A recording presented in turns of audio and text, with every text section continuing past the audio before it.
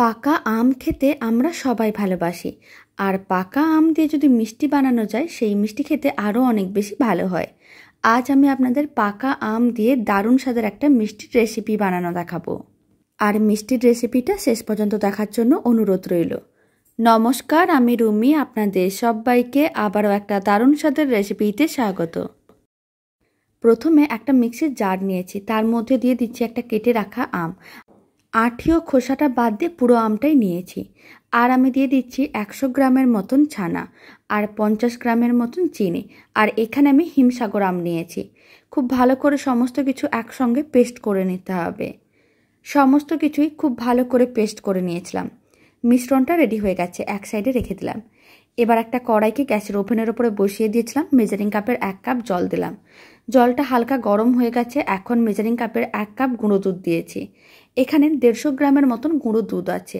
লো ফ্লেমে খুব ভালো করে গুঁড়ো দুধটা মিশিয়ে নিতে হবে, যাতে কোনো রকমের দলা না হয়। খুব ভালো করে মিশিয়ে নেওয়ার পরে দুধটাকে 2 থেকে 3 মিনিট খুব ভালো করে ফুটিয়ে নিতে হবে।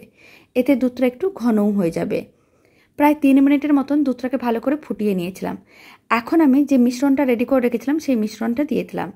আর লো ফ্লেমে খুব ভালো করে মিশিয়ে নিতে হবে।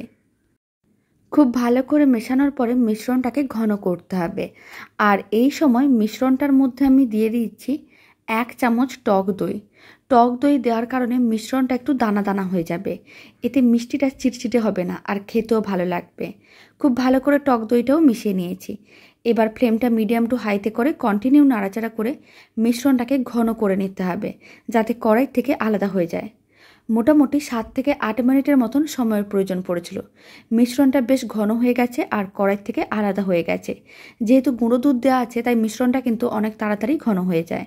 এখন ফ্লেমটা অফ করে মিশ্রণটাকে ঠান্ডা করে নিতে হবে। মিশ্রণটাকে একটা প্লেটে করে নামিয়ে প্রায় 10 থেকে 15 মিনিট রেখে দিয়েছিলাম। আপনারা দেখুন ঠান্ডা হয়ে গেছে। এবার কিছুটা করে মিশ্রণ নিতে হবে। তারপরে এইভাবে গোল বলের মতন করে বানিয়ে নিতে হবে। প্রত্যেকটা মিষ্টি একইভাবে বলের মতন করে বানিয়ে নিচ্ছে। তারপর একটা বাটির মধ্যে কিছুটা পরিমাণ গুঁড়ো দুধ রেখেছি। গুঁড়ো দুধের মধ্যে মিষ্টিটাকে এইভাবে একটু কোট করে নিতে হবে। এতে মিষ্টিটা দেখতে অনেক বেশি ভালো লাগবে। সমস্ত মিষ্টিগুলো একইভাবে রেডি করে নিয়েছি। এবার একটা মিষ্টি কেটেও দেখিয়ে দিচ্ছি কতটা সুন্দরভাবে রেডি হয়েছে। আর এই দারুণ লোভনীয় স্বাদের পাকা আমের মিষ্টির রেসিপিটা ভালো লেগে থাকলে আপনারা যদি ফেসবুক থেকে রেসিপিটা দেখছেন পেজটিকে ফলো করে নেওয়ার অনুরোধ রইল। ইউটিউব থেকে দেখলে চ্যানেলটি সাবস্ক্রাইব করে নেওয়ার অনুরোধ রইল। আর এই মিষ্টির রেসিপিটা আপনাদের কেমন লাগলো কমেন্ট বক্সে জানাতে একেবারেই ভুলবেন না। তো চলুন, ভিডিওটা আমি এখানে শেষ করছি। আপনারা সবাই ভালো থাকবেন, সুস্থ থাকবেন। আপনাদের সঙ্গে আবার নতুন রেসিপি নিয়ে দেখা হচ্ছে।